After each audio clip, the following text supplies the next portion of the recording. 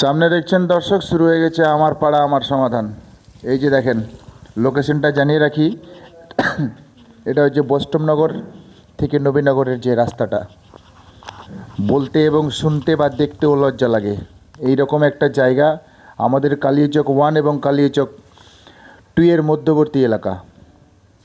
যদিও প্রত্যেকটা মানুষ এবং সমাজের সজাগ দৃষ্টিতে যারা দেখছেন এবং সজাগ সম্পন্ন মানুষের কাছে আমার প্রশ্ন, যে রাজ্যে এবং যে এলাকায়, যে ডিস্ট্রিক্টে, যে ব্লকের আন্ডারে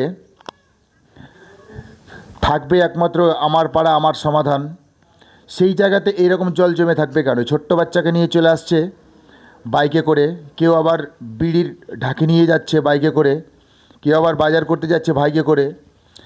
আপনারা ভেবে বলুন দর্শক, লজ্জার বিষয় কি না এটা? অতিরিক্ত লজ্জা লাগে এইরকম রাস্তা তুলে ধরতে, কিন্তু পরিস্থিতি বাধ্য আমরা দেখাতে।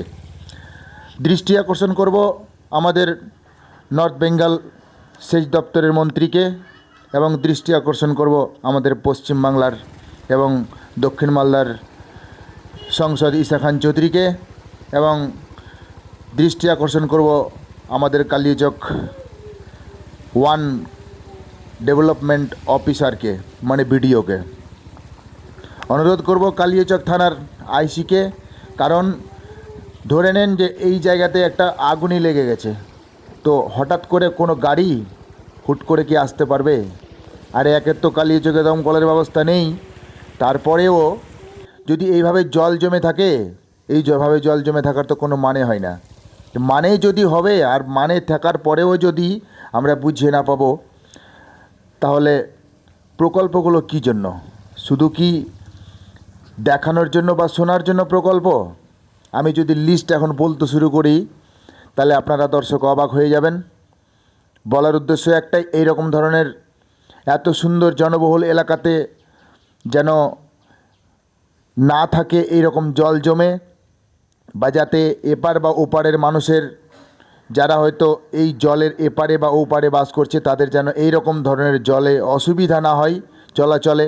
এই আশাটাই প্রত্যেকটা প্রতিনিধির কাছে আমি করছি, দক্ষিণ মালদার সংসদ থেকে শুরু করে আমাদের 52 মোথাবাড়ির বিধায়িকা পর্যন্ত প্রত্যেককেই আমি অনুরোধ করব যে আপনারা এই বিষয়গুলো একটু দেখুন, না হলে কিন্তু আমাদের এলাকার মানুষ কিন্তু ভীষণ অসুবিধা ভোগ করছে এবং ভীষণ কষ্ট ভোগ করছে। জানিয়ে রাখি, এটা আমাদের রাজনগরের মধ্যেই পড়ছে, রাজনগর এবং যোধপুর বা নবীনগর এই এলাকার মধ্যেই পড়ছে।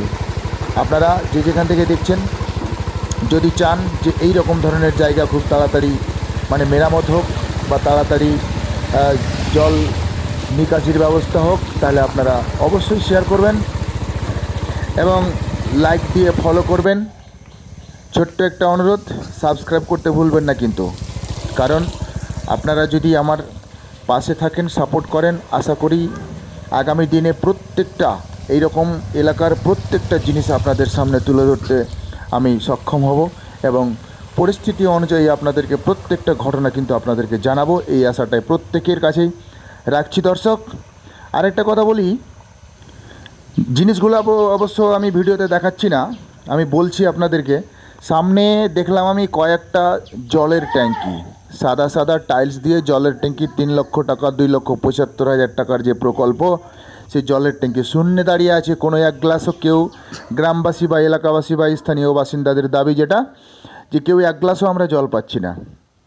তো ভিডিও দ্বারা আমি আমাদের প্রত্যেকটা দপ্তরের প্রতিনিধিরাকে বা প্রত্যেকটা দপ্তরের ক্ষমতাধীন সরকারকে বা প্রত্যেকটা দপ্তরের ক্ষমতায় থাকা প্রতিনিধিকে আমি অনুরোধ করব, আপনারা এই বিষয়গুলো অবশ্যই দেখবেন, কারণ জলের ট্যাঙ্কির মতো যদি এটাও শূন্যে ঝুলে থাকে, তাহলে কিন্তু পরিস্থিতি আমাদের কোনো সময় ভালো হবে না, বা আমরা কখনোই ভালোভাবে চলাফেরা করতে পারবো না। এলাকার বাসিন্দারা কখনোই আপনাকে চাইবে না, বা আগামী দিনে আপনারা যে আশাটা করছেন যে আগামী 26-এ আবার আমাদের এই শাসক দল থাকবে, এই আশাটা আপনারাও হয়তো করতে পারবেন কি না এটা আমার জানা নেই, কারণ আমি কয়েকটা ভিডিওতে দেখালাম, এখন পর্যন্ত সেগুলোর কিন্তু সুরাহা নেই। ঠিক আছে, সময় লাগতে পারে।